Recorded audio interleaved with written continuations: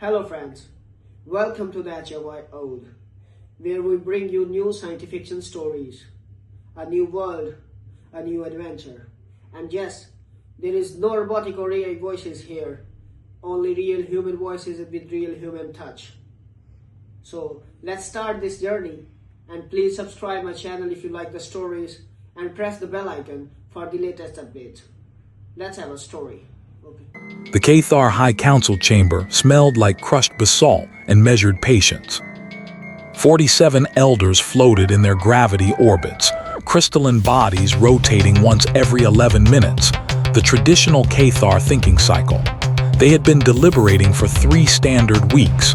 That was fast by their standards. A blink. Marcus Chen stood at the center of the chamber, boots magnetized to a floor not designed for bipeds. His left hand held a data pad. His right hand held a thermal mug, empty. His watch read 09:47:03. The coffee machine in the observation anteroom was set to finish brewing at 09:50:00. 2 minutes and 57 seconds. Elder Thraxes, Marcus said for the 4th time. Respectfully, we don't have 40 years.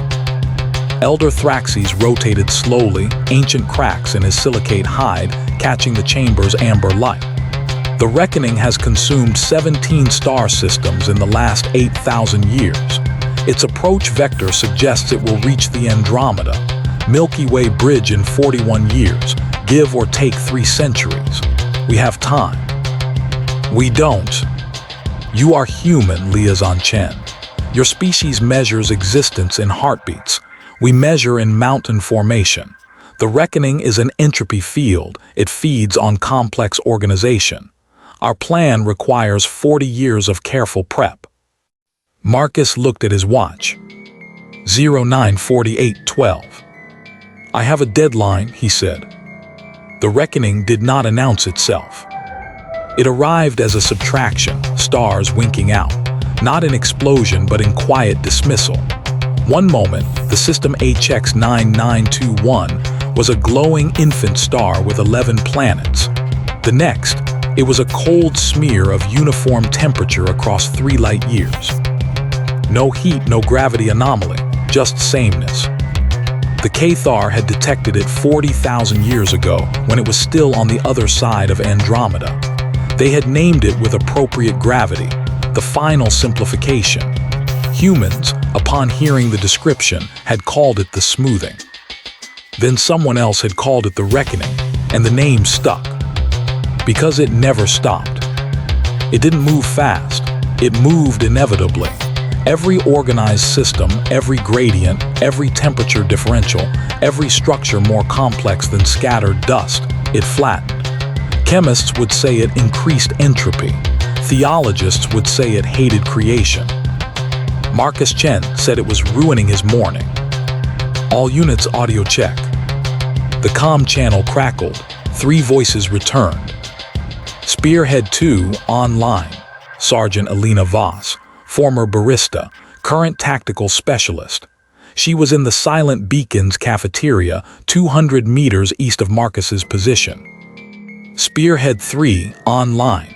Corporal Dante Okonkwo, electrical engineer, currently rerouting emergency power through the beacon's secondary grid. He was muttering about phase converters. Spearhead 4 online. Private First Class James Jimmy Ortez, the youngest, the fastest, standing by in the observation anteroom with a thermal blanket and a stopwatch. Marcus clicked his tongue against his teeth. Spearhead 1 confirms, we are a go. Catho Van, the council's designated observer, younger than the others, almost hasty in his rotation cycles, drifted closer to Marcus. You have not explained the plan. The plan is coffee. That is not a plan. It's a human plan. Marcus checked his watch. 09:49:01. Watch and learn. The reckoning shifted. 40,000 years of slow consumption. 17 systems. Always the same pattern. Detect organized matter. Approach at 0.003 C. Consume. Move on.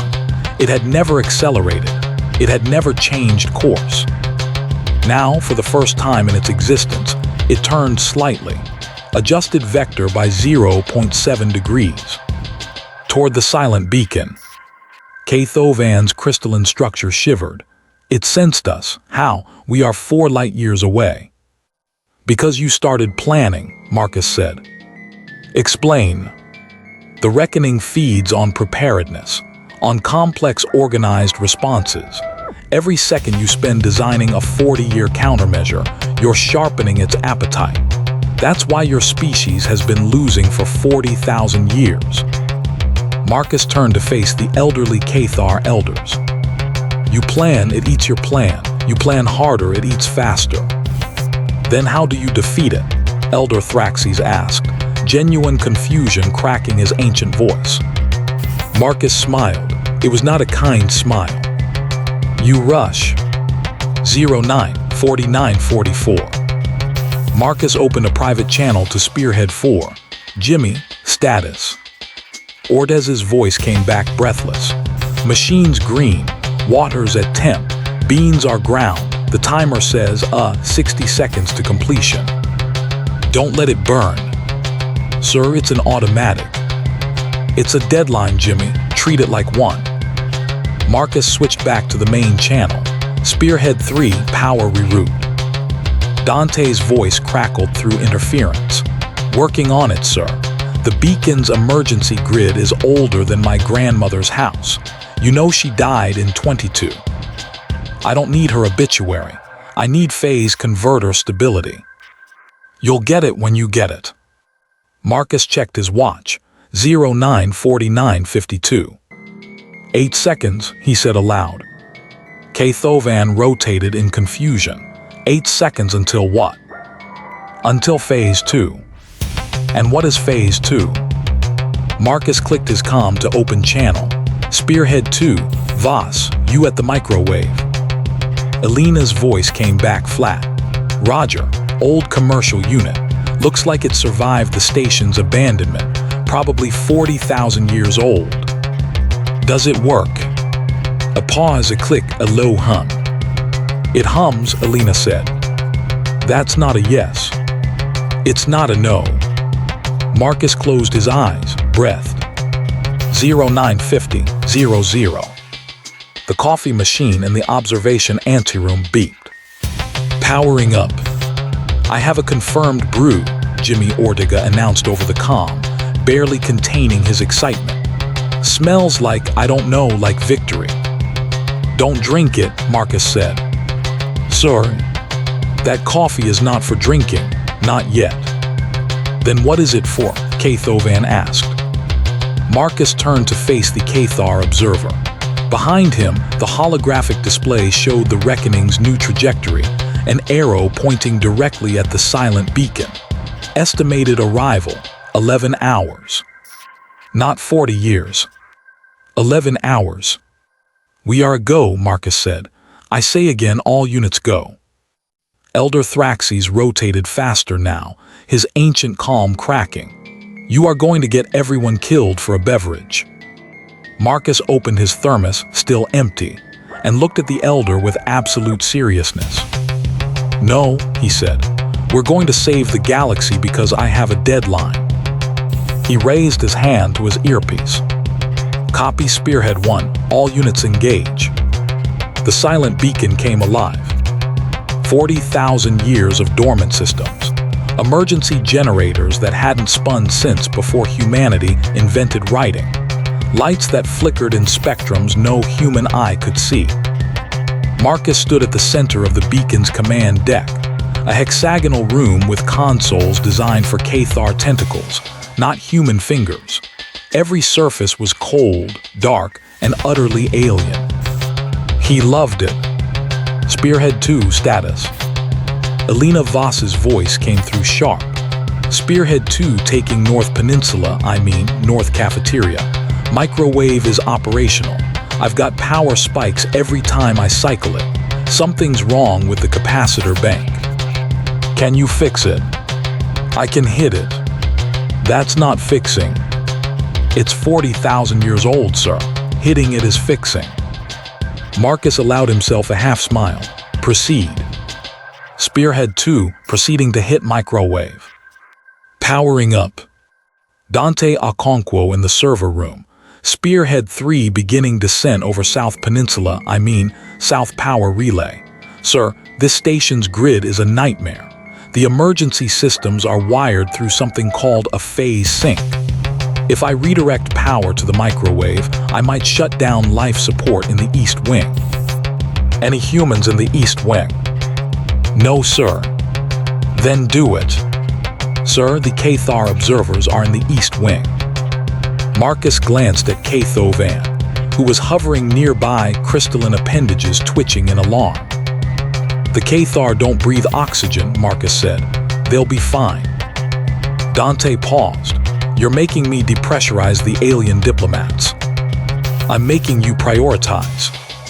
Copy, Spearhead 3 rerouting now. The reckoning accelerated. Not by much. 0.003C to 0.004C. A 33% increase. But for a cosmic entropy field that had moved at the same speed for 40 millennia, it was unprecedented. Cathovan's voice trembled. It knows it adapted. Of course it knows, Marcus said. That's what it does. You plan, it adapts. You adapt, it adapts faster. Then we cannot win. We're not planning. Marcus pulled up the beacon's external sensors. We're improvising. The display showed 12 new contacts emerging from the reckoning's leading edge. Not ships, not weapons. Shapes. Formless, shifting, half-real things that resolved into humanoid silhouettes for a moment, then dissolved into spirals of uniform temperature gas, then reformed, then dissolved again. At least a dozen targets coming out of the structure, Marcus announced. Weapons free. What weapons? Cathovan demanded. What do you think the coffee is for? Whirring. Spearhead 3, I need that power reroute yesterday. Dante's voice.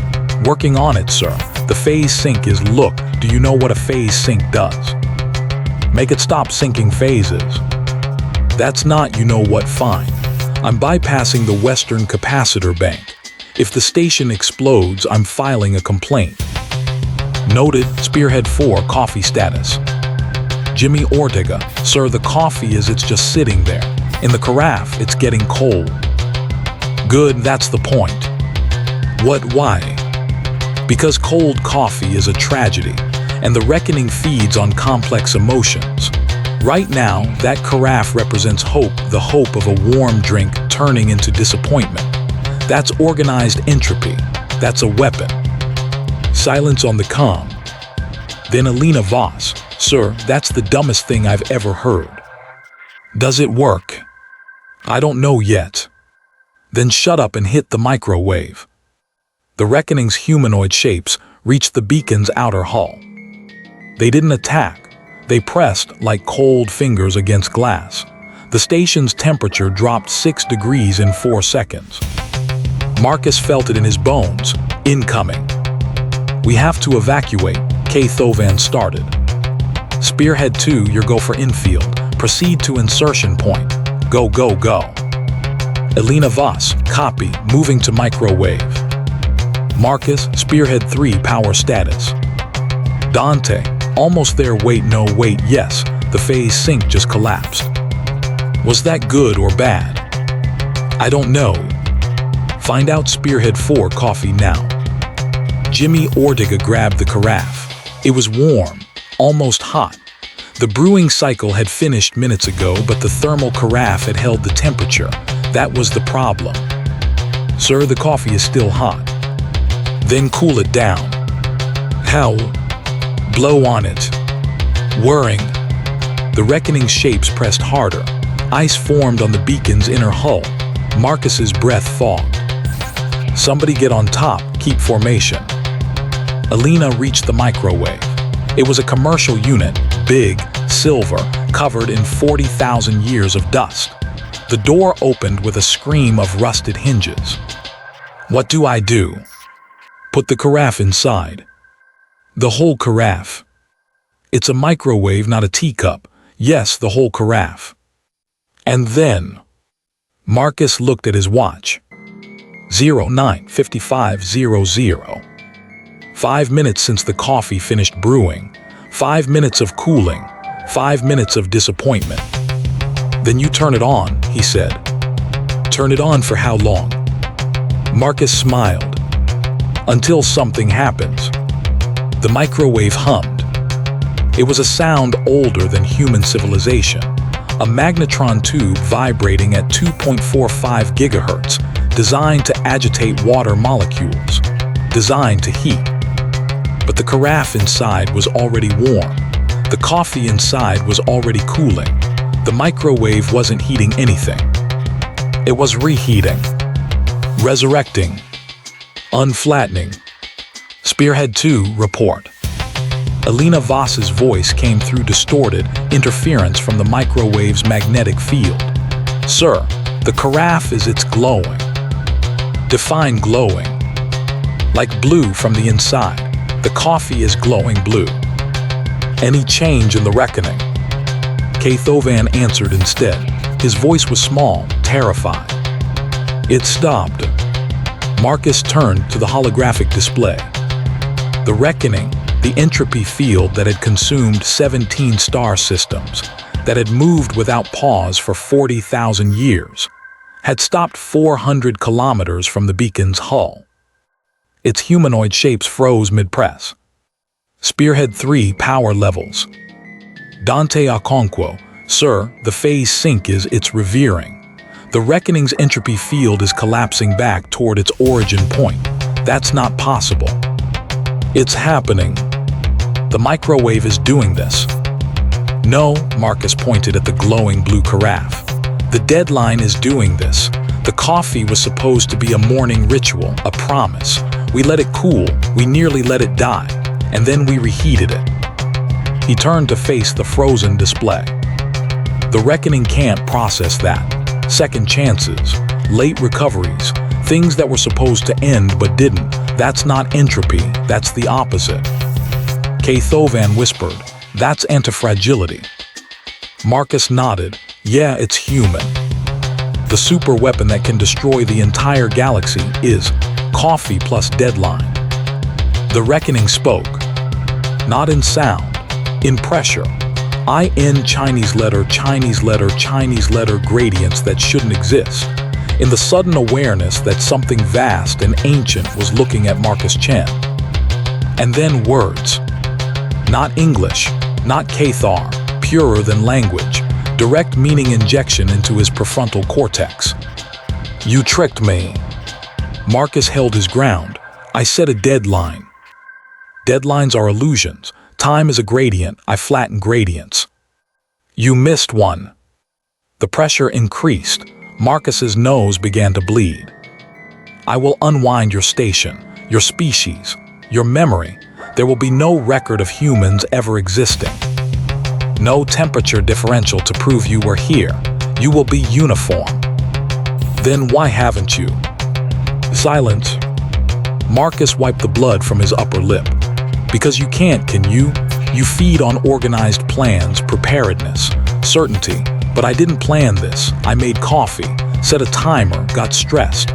That's not organization, that's anxiety, and you don't know what to do with it. The pressure changed, became curious. What is anxiety? It's the feeling that you're about to miss a deadline. I do not understand. Good, Marcus opened his thermos. Neither do we, that's why we win. Whirring.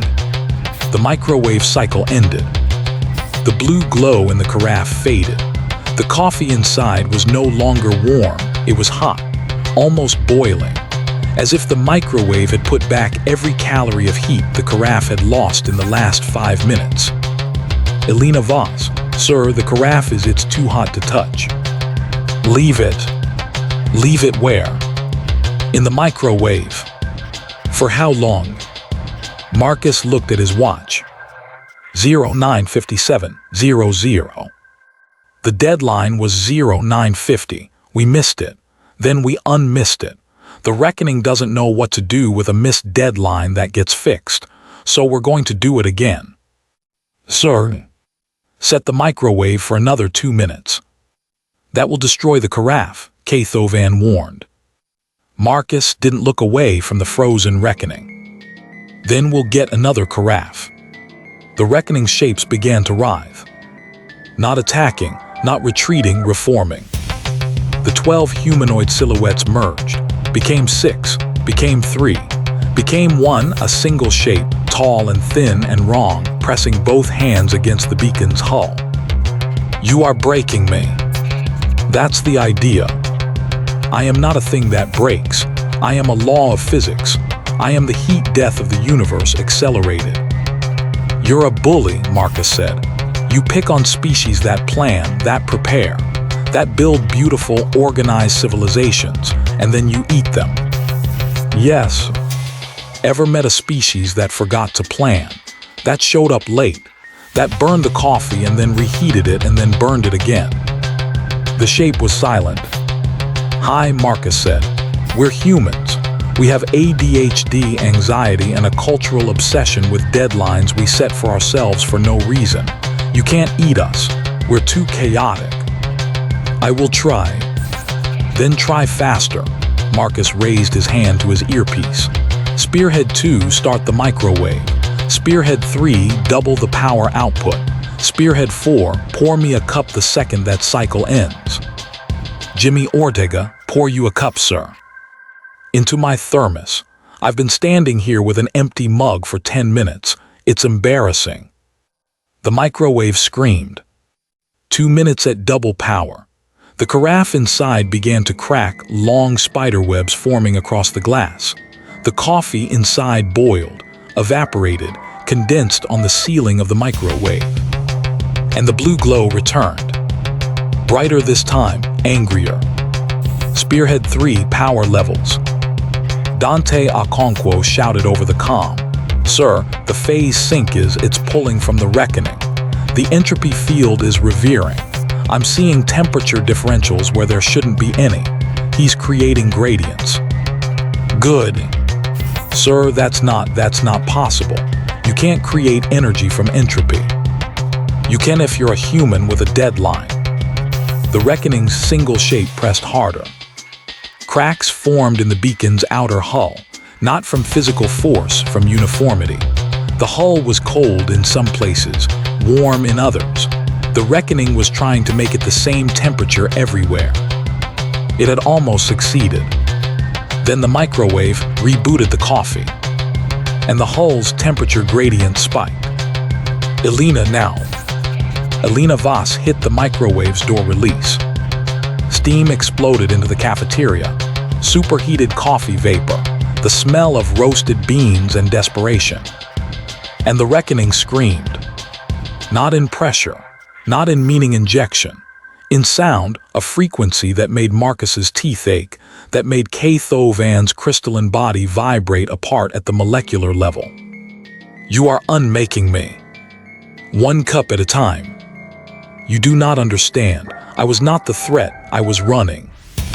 Marcus paused. The coffee vapor swirled around him. The reckoning's shape flickered between humanoid and formless and something else, something smaller. What do you mean, running? Incoming.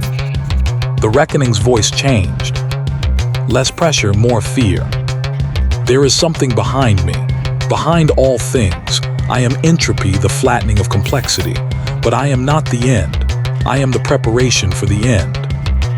Marcus's blood ran cold. Preparation for what? The silence behind all things. It sleeps when complexity exists. It wakes when everything becomes uniform. I am its herald. I flatten the galaxy so it stays asleep. When you stop me, when you create gradients from nothing, you do not save the galaxy.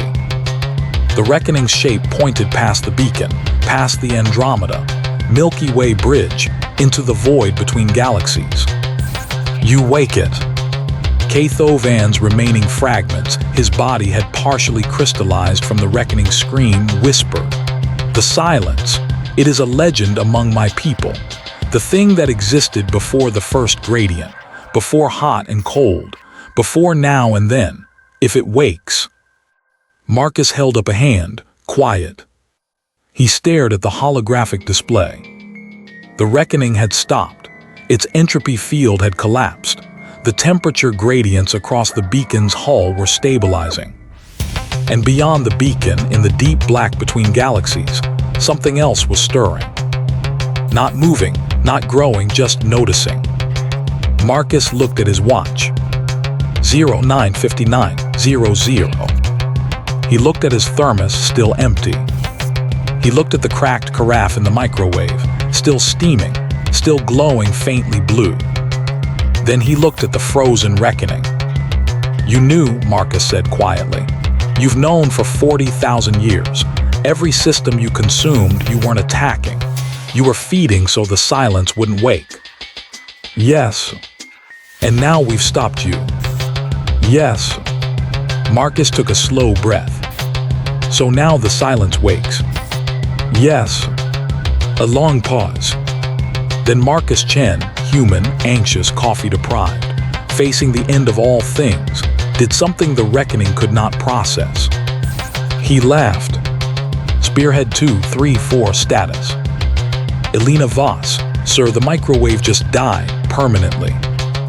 Dante Okonkwo, the phase sync is gone. I'm reading a new energy source in the deep black. It's big. Jimmy Ortega, the coffee is cold again, sir." Marcus looked at his empty thermos, looked at the holographic display, at the silence waking, looked at the time. 10:00:00. "Jimmy," he said. "Yes, sir." "Pour me a cup of that cold coffee." "Sir, it's cold and burnt, and there's glass in it from the carafe." Did I stutter? Jimmy Ortega appeared in the command deck doorway, carafe in hand, face pale. He poured a stream of dark, bitter, glass-flecked coffee into Marcus's thermos. Marcus raised it to his lips. Drank. It was terrible. It was the best thing he'd ever tasted. "Hey," he said, staring at the holographic display. "Hey, 12 o'clock." The silence didn't respond. It couldn't. It was older than sound. "I see you," Marcus said. "You're waking up. You're wondering what all this noise is about. All these gradients, all this complexity, all these deadlines." He took another sip. "Here's the thing about humans," he said. "We're not organized. We're not planned. We're not prepared for anything. We show up late, we burn the coffee, we reheat it, we drink it cold with glass shards in it, and then we do it all again tomorrow." He set the thermos down. "And we never a deadline." The silence stirred. Not a threat, not a promise, a question. Marcus smiled. "Then I guess I have a new deadline." He raised his hand to his earpiece. "All eyes on target, one of them is waking up. Bring it down." End, no resolution. The silence wakes. Bonus, the running gag, integrated. Throughout the story, Catho Van and the other Cathar repeatedly asked about the small black rectangle Marcus checked every few minutes. At 09:47, is that a religious artifact? At 09:52, does it control the microwave? At 09:55, are you communicating with your homeworld? Marcus never answered. At 10:00, after the story ended, Catho Van finally looked over Marcus's shoulder. It was a coffee brewing app. The timer read, "Next brew in 4 minutes." "Another deadline," Catho Van whispered. Marcus Chen, blood still drying on his upper lip, cold coffee in his thermos, facing the waking silence, nodded. "Always."